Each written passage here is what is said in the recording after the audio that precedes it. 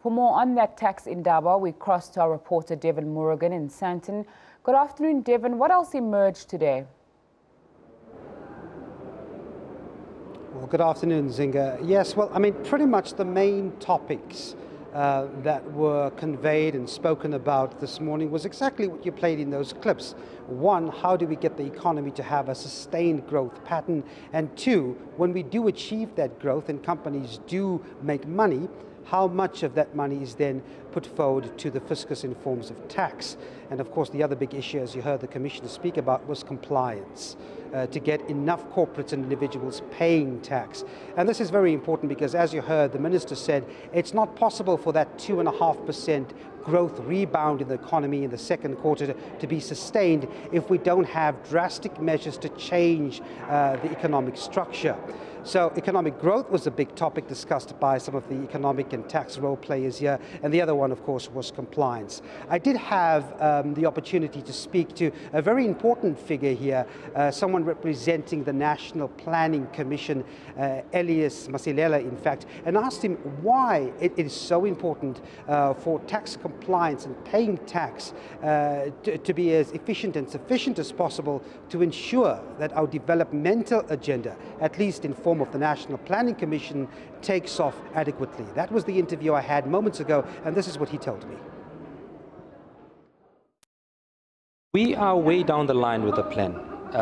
You'll recall that there's been two commissions already. The first one had the mandate to design the plan for us after having identified what the vision is from the country. And this planning commission is responsible for implementation.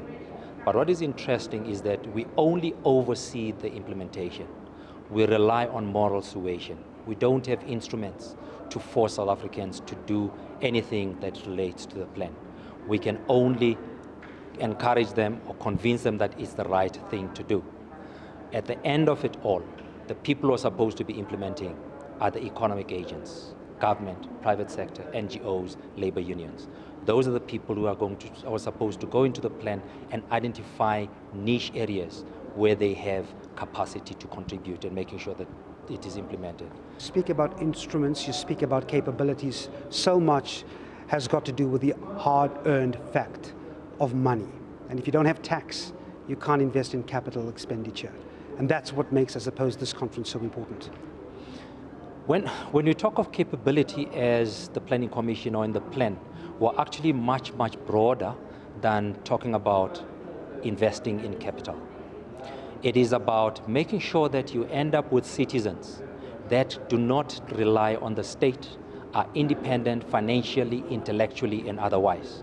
And they can be able to generate their own income, they can be able to generate their own wealth. One of the things that we mentioned in there was the gaps that we're looking at, we're exposed to as a society. There's what we call income inequality or an income gap, as well as a wealth gap or wealth inequality. Now, to a large extent, we can be able to deal with the issue of income inequality as a society much easier and also in the short term. But it's much more difficult to deal with wealth inequality because to a large extent, that wealth is inherited. For us to make sure that every member of society, black or white, young and old, are able to generate their own wealth, we need to go back to the fundamentals. When we said at the beginning of the presentation that we are not emphasizing low growth, we're not emphasizing unemployment, we're not emphasizing inequality, it's simply because these are symptoms of an underlying problem. And it is the underlying problem that we have to sort out as a society.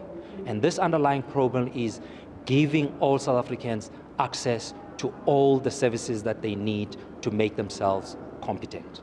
Things such as education, skills, health, housing, and if you combine all those, if you think about them as a social wage, even if I'm in a job that is not paying me enough, but if I'm able to access these kinds of services, I can make myself a better person tomorrow. And I'll be able to generate that wealth that most blacks can't inherit. The harsh reality is we need to rely, unfortunately, on sentiment. I mean, we've got business confidence at all-time lows. We've got consumer confidence at all-time lows. So sentiment that bounces off a good economy that's growing is so vital to have permeated in a community to ensure that those developmental goals are reached. And unfortunately, sentiment at the moment is not really where it should be for the realization of those goals. What's your take on that? The issue of sentiment is very important because it influences the way in which decision makers make their decisions in the economy. Decision makers range from consumers to investors and everything in between. Now, the point that we've emphasized is that for you to have the right kind of decision making, you need to build an environment that encourages people to think long term, switch from being short-termist into thinking beyond where we are today, thinking beyond the constraints of today. When we do policy, particularly in a 15 to 30-year planning environment, you don't plan for constraints of today. You plan on the basis that the constraints of today are going to be undone with, and you can be able to do a lot of things that you're unable to do in present South Africa.